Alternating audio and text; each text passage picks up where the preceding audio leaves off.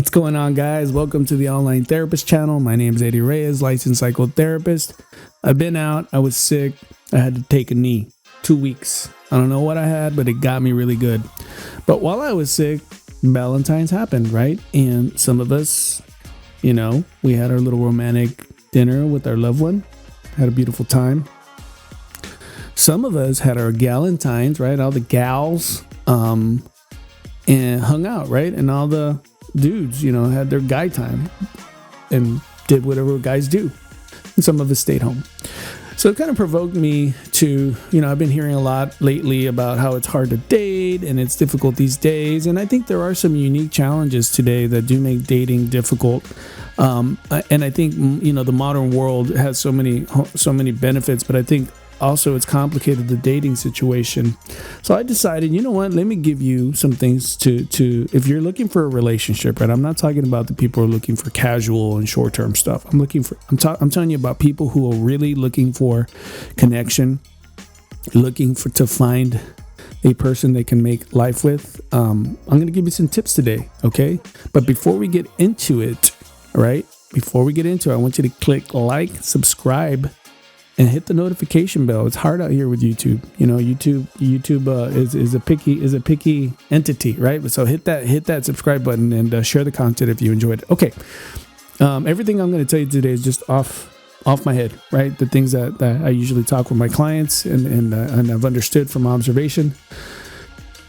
If you want to make, a serious connection with someone, I highly recommend no sex for at least 60 days, none at all. And, I know I do have some Bible believing audience members, and that it's preferable to wait till marriage. And I'm not suggesting that here in this video, but I would say 60 days. Wait, here's what happens, especially dudes these days. We tend to put up our best, and this is how you can filter out, the duds from the guys who really want a serious relationship with you. I'm talking to you females. Guys are willing to put up a show for about 2 weeks, 3 weeks, to try to get into your pants. But if you have like a 60-day marker, more than likely they're going to fade out, or they're going to show you the true colors. And I think this is a good motto too for guys. Like if you want a serious relationship with someone, waiting 60 days before you decide to jump into that intimate physicality, you end up finding out if you really like her. Sometimes we can lie to ourselves, and just because she looks good, it's like you convince yourself like, man, she's amazing. But in actuality, if you eliminate the sexual attraction, like what do you really have?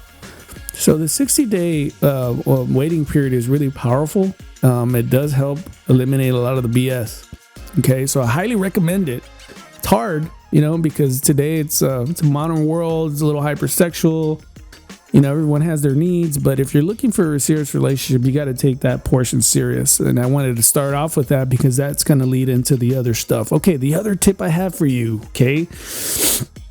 You got to ask some interesting questions when it comes to who you want to be with. We need to explore resentment when we're dating people. Like, do you even have resentment? Do you have resentment to your brother, mom, or dad? If you have resentment from mom or dad, I would suggest that you handle that first before you get into a relationship. It's not going to add value. And if you meet someone that you really care about, you're going to be battling with that resentment that you have towards parents in your new relationship. It always happens. You can't even help it.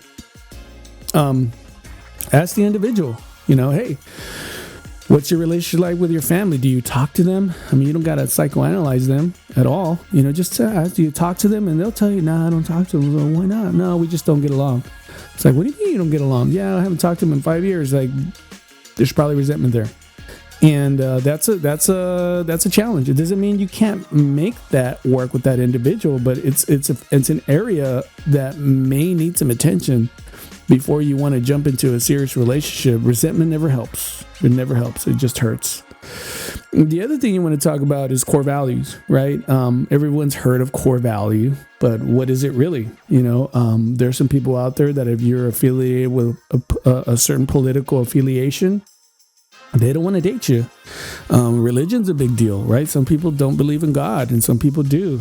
It's a really big burden if you're going to be with someone who doesn't believe in some sort of a God. If you believe in God, there's a lot of agnostics now. And then you have to ask yourself, well, I believe in God, but am I okay with being an agnostic? Well, have the conversation. What's that look like? Can you actually live with someone who believes in God if you're an agnostic or vice versa? Those are questions to ask. A lot of times, people, when they come in to marriage counseling, they come in, right, and they say, we love each other, but we're just having a lot of problems.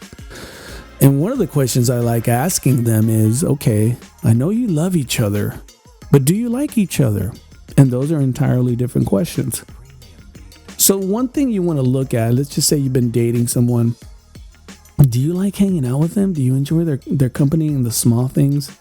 I'm not talking about the convenience. I'm not talking about, well, they're financially stable or she's extremely attractive and you like being next to her, but do you like being around them?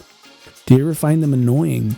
These are things you want to pay attention to, because if this is going to be a potential partner that's going to lead into a relationship, this is it. This is what you're going to get. And there's no such thing as a perfect person, and we all know that. But those are some things you can kind of ask yourself, to really get into the nitty gritty.